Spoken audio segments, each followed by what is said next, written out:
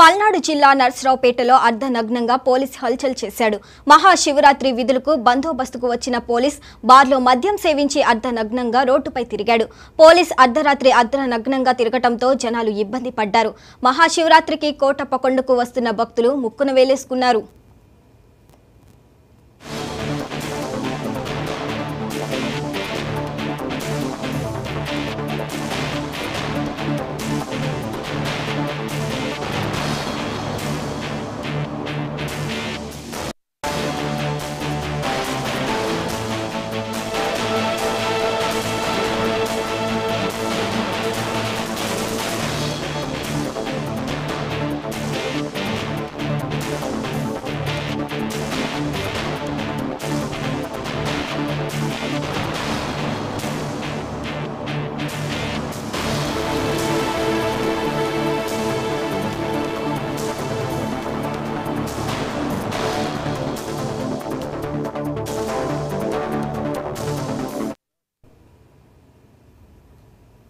తూర్పు